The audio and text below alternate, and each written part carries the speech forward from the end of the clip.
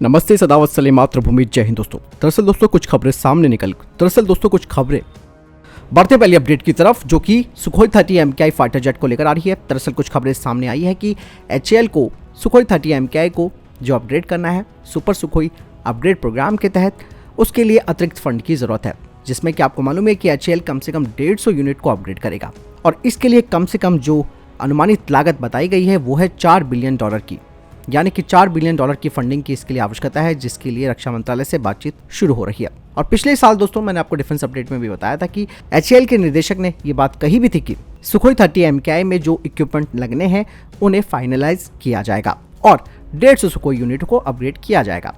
लेकिन दोस्तों यहाँ पर सबसे बड़ी बात यह है कि भारत इनको अपग्रेड करने से पहले रशिया के साथ संपर्क करेगा, जिसके पीछे का कारण आप सब जानते हैं कि रशिया OEM है, यानी कि ओरिजिनल इक्विपमेंट निर्माता है और सुखोई 30 MKI के कई कंपोनेंट्स और जो पुर्जे हैं यानी कि स्पेयर्स हैं वो रशिया से आते हैं। और सुपर सुखोई फाइटर जेट में एक मॉडर्नाइज्ड कॉकपिट होगा और बड़े स्तर पर इस फाइटर जेट के एवियोनिक्स और सेंसर्स में भी बदलाव किया जाएगा, जो कि इसे थोड़ा बहुत 5वीं पीढ़ी के स्तर का करीब ले आएगा। दोस्तों HAL की तरफ से कहा गया है कि सुपर सुखोई प्रोग्राम में उत्तम मार्क 3 आइसा फायर कंट्रोल रडार लगाया जाएगा, जिसे DRDO की LRDE तैयार कर रही है। इसके अलावा नया मिशन कंप्यूटर, एक उन्नत कॉकपिट और BEL के द्वारा नया IRST सिस्टम भी इसमें जोड़ा जाएगा। साथ ही इसके और कई जो सिस्टम्स हैं जैसे कि LRU, इसे इंडियन वेंडर से लिया जाएगा। दरअसल 2024 से HAL सुपर सुखोई कार्यक्रम में जो कंपोनेंट्स शामिल किए जाने हैं उनका परीक्षण करना शुरू कर देगा और कई चरणों में नए सिस्टम को प्रोटोटाइप में भी शामिल किया जाएगा, जिससे कि सुपर सुखोई कार्यक्रम को शुरू किया जा सके।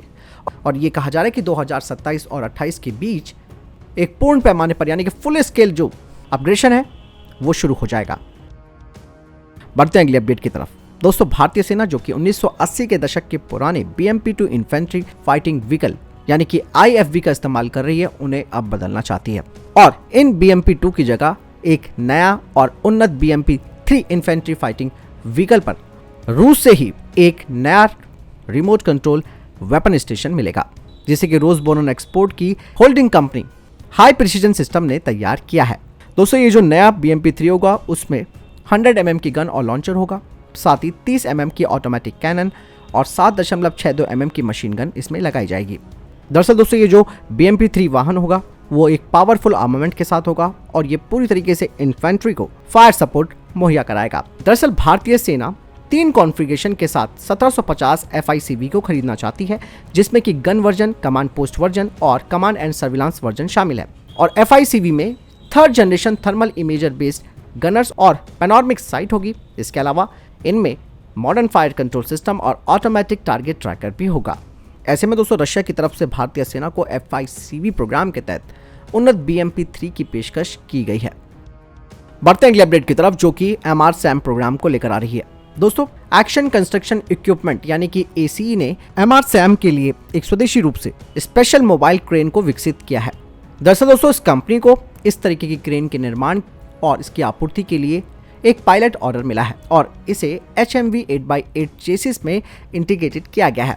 दोस्तों इससे पहले इस तरीके की जो स्पेशल मोबाइल क्रेन होती थी उन्हें आयातित किया जाता था, लेकिन अब इस नए स्पेशल मोबाइल क्रेन को टाटा एडवांस सिस्टम और L&T डिफेंस और DRDO को भी सप्लाई किया गया है। ये स्वदेशी स्पेशल मोबाइल क्रेन, इसके सारे जो ट्रायल्स हैं वो पूरे हो चुके हैं और DRDO के द्वारा हाल ही में मिसाइलों की फायरिंग के बाद लॉन्चरों को फिर से भरने के लिए फायरिंग रेंज में इनका इस्तेमाल भी किया गया था। बढ़ते हैं अगली अपडेट की तरफ। दरअसल दोस्तों रक्षा मंत्रालय 130 टेथर्ड ड्रोन सिस्टम जो कि EO/IR पेलोड के साथ होंगे उसे फास्ट ट्रैक प्रक्रिया के तहत खरीदना चाहता है। दरअसल दोस्तों ये जो टेथर्ड ड्रोन सिस्टम होता है वो एक परमानेंट फिजिकल लिंक का इस्तेमाल करता है फ्लेक्सिबल वायर और केबल के जरिए, जो कि पावर और कम्युनिकेशन अनमैन्ड एरियल व्हीकल को देती रहती है। और इस तरीके से ये जो फिक्स विंग ड्रोन्स होते हैं वो होवर यानी कि मंडराते रहते हैं। UAV टेथर्ड सिस्टम का उपयोग क्वाडकॉप्टर और दूसरे मल्टीकॉप्टर ड्रोन और साथ ही एरोसेट्स के लिए किया जाता है। रक्षा मंत्रालय की जो रिक्वेस्ट फॉर प्रपोजल है उसके अनुसार टेथर्ड ड्रोन सिस्टम का जो ऑल अप वजन है वो 15 किलोग्राम से अधिक नहीं होना चाहिए, जिसमें टेथर्ड मोड में ये 6 घंटे तक काम करने में सक्षम होना चाहिए और अनटेथर्ड मोड में ये 45 मिनट से कम नहीं होना चाहिए। और इन टेथर्ड ड्रोन सिस्टम में पूरी तरीके से autonomous, semi autonomous mode, manual mode और रिटर्न होम मोड भी होना चाहिए, जिनमें कि इनबिल्ट 128 AEC इंक्रिप्शन होना बेहद जरूरी है। और GCS से ये हवाई वाहनों को कंट्रोल, कमांड, ट्रांसमिट करने के साथ साथ डेटा ट्रांसमिट करने में भी सक्षम होना चाहिए। बढ़ते अगले अपडेट की तरफ। दोस्तों, भारतीय सेना को जेट पैक सूट और रोबोटिक मूल इमरजेंसी खरीद के तहत मिलेंगे। सेना ने बाय इंडियन कैटेगरी के तहत फास्ट ट्रैक प्रक्रिया के जरिए इमरजेंसी प्रोक्यूरमेंट के तहत 48 यानी कि 48 जेट पैक सूट खरीदने के लिए रिक्वेस्ट फॉर इन्फॉर्मेशन जारी किया है। जेट पैक सूट एक ऐसा उपकरण है जो पहनने वाले को हवा के माध्यम से आगे बढ़ाता है। डिवाइस उपयोगकर्ता को उड़ान भरने के लिए प्रेरित करने के लिए गैस या फिर तरल का इस्तेमाल करता है। सेना के सहायक उपकरणों के साथ 100 रोबोटिक म्यूल की प्रक्रिया भी शुरू कर दी गई है।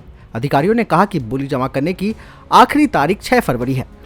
तो दोस्तों, फिलहाल के लिए ये थे अभी तक के टॉप डिफेंस अपडेट्स। वीडियो के सामने कोई प्रश्न जवाब या आपका कोई सवाल है कमेंट सेक्शन में लिखकर जरूर पूछ सकते हैं। मिलता हूं नए वीडियो के साथ। जय हिंद, वंदे मातरम।